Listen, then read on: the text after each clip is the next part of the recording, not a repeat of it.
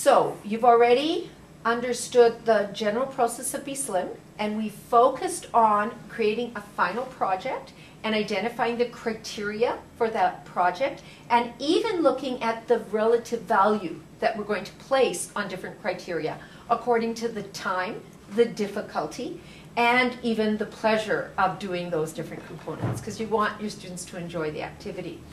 Now we enter into the planning backwards stage. So before you, you have a placemat, and I'm hoping you can see the placemat and the colors associated with Be Slim.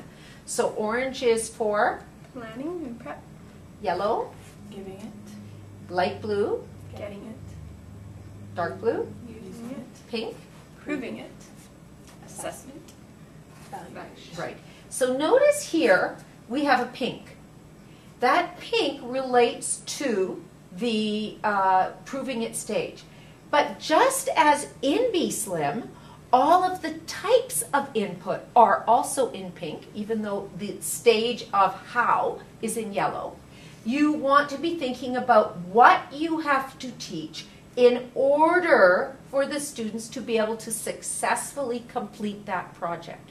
So it's a type of planning backwards.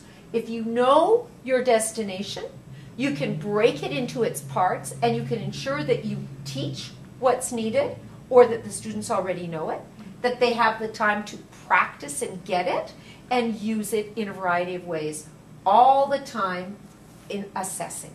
So what you would do is you would say, whatever that project is, break it into its basic criteria, and recognize that each criteria is in fact another another thing that has to be taught, or that you have to verify that you have taught. What we'll find as we do this, and as you can see, everything is going in that direction.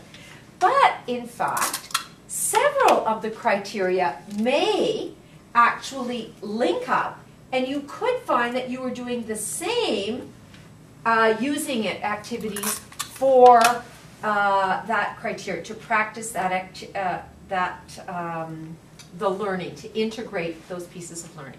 So I'm going to give you each your little learning sequence card, which starts from what you're going to teach, goes through the giving it, the getting it, always thinking about assessment, through to using it, and let you see how you would set that up.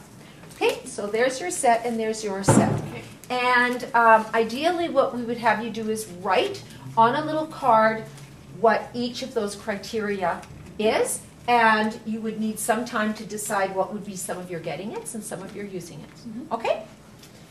So talk your way through that using the criteria that you've already identified. Okay. So we talked about introducing culture. So one of the things you might have to do is teach about researching, how to find those things. That would be what you would need to teach in order for them to succeed, and they would need to have some practice with that, and maybe some sort of getting it and using it activities. Okay. Another one of our criteria was the invitation to a friend, or to your peers in this case. So you would need to make sure students knew what that would look like in the target language. What kind of invitation would you be giving them? And that's where we would use things like language ladders and suitable language. So you need to make sure your students had different activities that would require them to practice that at for different levels of people. Excellent. Another thing, I mean, there's also little smaller things that you could think about, like designing a CD cover, and that might be as simple as bringing in CD covers to look at, and maybe doing a short activity or brainstorming session about what a CD cover has. So teaching how to create a CD cover, I think, is important. Vocabulary too. We want to make sure that you not only introduce the appropriate vocabulary to students, but that they become comfortable with it. So you would maybe introduce it for a little while, play with it a little bit, and then over time increase their independence with that, using that language in a variety of different ways. also, as we spoke about earlier, teaching some sort of learning strategies which might help with remembering the vocabulary. So this would be something that might link up at the later stages because they're able to use the learning strategies with their use of vocabularies and grammar perhaps. Right. Okay. Good. So I heard you mention some familiarity with CD covers themselves. And so here's where you're actually teaching form. You don't assume that just because they've all listened to CDs that they know what a CD cover is like in the second language. So this is where you would bring in real objects, authentic materials, samples of CDs that you yourselves have and that you yourselves use. And then you would develop some additional noticing activities that would help them look more closely and maybe do some language learning strategies activities like guessing, using cognates, associations, what you think that might mean. And also you would want to bring in a whole variety and listen to some of the music. Maybe being able to name the genres of some of those music examples, because the genres, except for the word being different, would be very similar. Okay? So that would be more of that culture.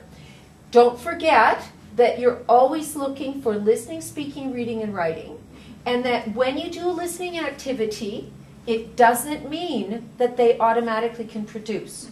So the looking at the CD cover is a noticing, and with directed questioning, they may notice something, but until they speak or write, you haven't tapped into all of the language skills. Okay? Good job.